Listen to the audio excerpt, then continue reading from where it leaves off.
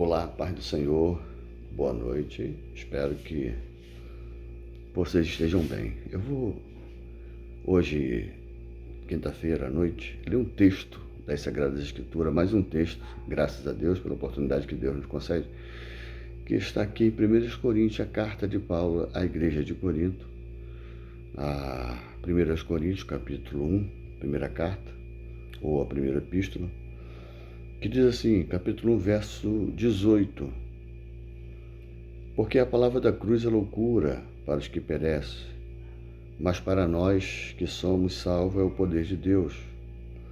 Porque está escrito: destruirei a sabedoria dos sábios e aniquilarei a inteligência dos entendidos. Onde está o sábio? Onde está o escriba? Onde está o inquiridor deste século? Porventura não tornou Deus louca a sabedoria deste mundo? Uma pergunta. Visto como na sabedoria de Deus o mundo não conheceu a Deus pela sua sabedoria, aprove a Deus salvar os crentes pela loucura da pregação.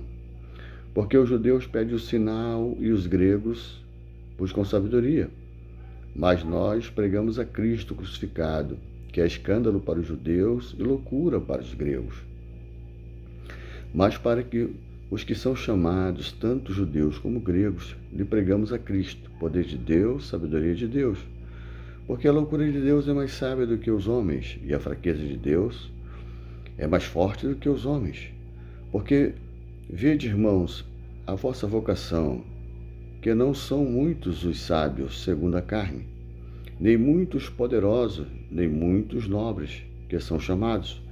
Mas Deus escolheu as coisas loucas deste mundo para confundir as sábias, e Deus escolheu as coisas fracas deste mundo para confundir as fortes.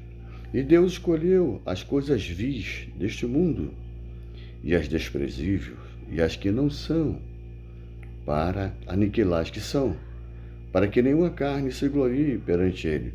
Mas vós sois dele em Jesus Cristo, ao qual para nós foi feito por Deus sabedoria e justiça e santificação e redenção, para que, como está escrito, aquele que se glorie, glorie-se no Senhor. O que nós entendemos desse texto sagrado que Paulo fala?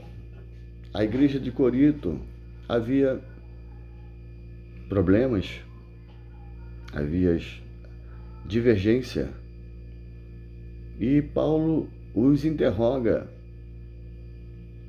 falando da chamada, da vocação, como Deus escolhe, a maneira que Deus escolhe, e como Deus escolhe.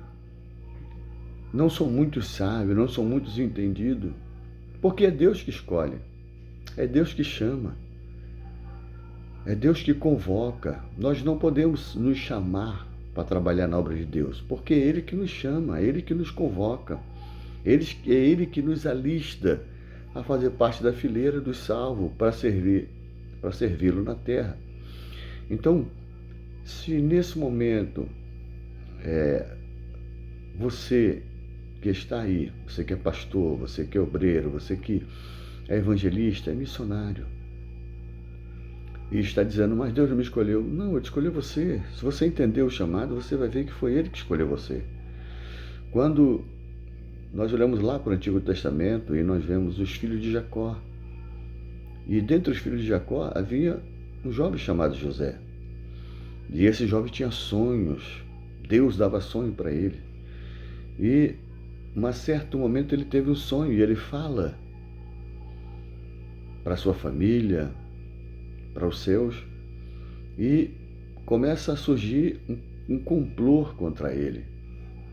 E há uma disseção ali entre os irmãos, e há uma divisão entre os irmãos, porque os irmãos achavam, como é que, estou parafraseando, Deus vai chamar ele e a gente não? Será que ele é melhor? Não, porque Deus é que chama, Deus é que escolhe, Deus é que separa. Como eu falei, ninguém pode se separar por si próprio. Lá em João diz, não foste vós que me escolheste, mas eu escolhi a vós, e vos nomeeis para que vade e dê fruto. Quando Jesus vem à Terra, ele na sua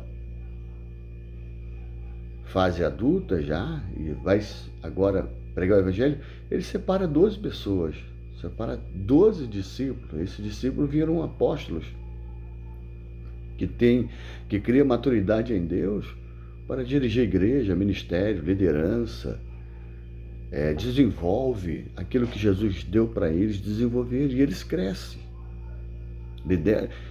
Jesus os orientou, foi difícil, mas eles aprenderam e eles cresceram, e eles passaram a orientar outras pessoas, a dirigir outras pessoas, a falar de Jesus para outras pessoas, agora com um pouco mais de maturidade, porque eles aprenderam, eles ouviram a Jesus. É importante que nós ouçamos a Jesus, a sua palavra, nós ouçamos a nossa liderança, o líder que Deus colocou ali, para nos orientar, para que nós possamos crescer e desenvolver o ministério. E, claro, baseado na sua palavra, baseado nas escrituras. Então, venderam José. O ismaelita levou para o Egito, e assim você sabe da história que José passa todo o processo na casa de Potifar, ali, por situações difíceis. Depois ele é preso, os coloca ele em uma cadeia. Mas quando Deus quer honrar, meu irmão, ele vai te buscar. Quando ele quer honrar o homem, ele vai buscar o homem, a mulher, onde estiver, meu irmão. Não importa a situação, não importa como você esteja, o momento, a situação, ele vai e busca você, limpa você e usa você para a glória do nome dele. Porque Deus não usa as pessoas para as pessoas se vangloriar, para se achar que é melhor do que as outras, porque tem um dom, tem um talento, tem uma capacidade especial de Deus. Não, é para glorificar Deus, é para exaltar o nome de Deus nas nossas vidas, entendeu? Quem tem que receber a honra, a glória e o louvor, a adoração é Deus. Ele é o único que tem que receber a adoração e a glória. Então, lá no final, quando José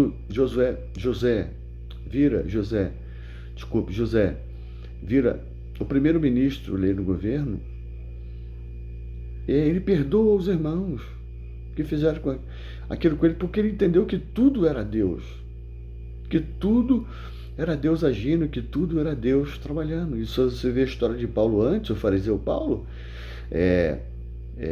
que achava que estava agradando a Deus pelo fato da lei judaica. Lá indo para Damasco, no capítulo 9, ele tem um encontro com o Senhor. E ali o Senhor se revela a ele, e ali ele aceita o Senhor. E aquilo que ele confrontava cai por terra, porque ele passa a entender que tudo que ele conhecia e sabia, ele estava errado porque não tinha conhecimento. Estava errado porque não tinha maturidade daquilo que ele achava que era correto, daquilo que ele achava que era certo. Mas naquele momento Jesus passou a ensiná-lo como ele deveria ser, a maneira que ele deveria agir, de que forma ele deveria agir agora. Entendeu? E assim também a nossa vida. O Senhor nos chamou com propósito, o Senhor nos chamou com objetivo, não para eu ser vaidoso, nem orgulhoso, nem achar que eu tenho um talento, sou um músico, Deus me deu o dom da palavra para ministrar, eu sou melhor, não. Se Deus me deu o dom, amém por isso. Eu vou desenvolver esse dom, eu vou fazer com que esse dom possa cada dia mais crescer em mim e eu possa ajudar outras pessoas através do dom que Deus me deu. Entendeu? Então, se Ele me deu, é para a glória dEle. Se Ele me deu, é para o crescimento da obra de Deus, da igreja. Se Ele me deu, é para glorificar o nome dEle. E que eu carregue isso com todo amor, com todo zelo, com todo carinho, porque foi o Senhor que me deu. Então, espero que você tenha recebido esta palavra. Espero que essa palavra tenha invadido a sua alma, o seu coração, e que você carregue isso com você. Aquilo que Deus lhe deu não é seu, é de Deus, e um dia Ele vai pedir conta. Então zele, guarde, cultive, ame, faça crescer, faça desenvolver dentro de você para a glória de Deus. Amém? Que Deus em Cristo abençoe você. Que Deus em Cristo abençoe o seu ministério. Que Deus em Cristo abençoe a sua casa, a sua família, o seu chamado. Que cada dia mais possa arder no seu coração a vontade de realizar os propósitos de Deus na sua vida, em nome de Jesus. Eu vou orar por você agora. Senhor Deus, eu agradeço nesse momento. E agora eu oro por esta pessoa, Senhor, que Tu abençoe ela grandemente e poderosamente, com os dons que Tu a deste, os talentos que Tu deste, Senhor, para ela, que ela use com zelo, com carinho, com gratidão ao Senhor, porque o Senhor foi o Senhor que deu para que ela possa usar para a glória e louvor do Teu nome, Pai. Então eu agradeço a Ti pela vida desta pessoa, em nome de Jesus. Amém.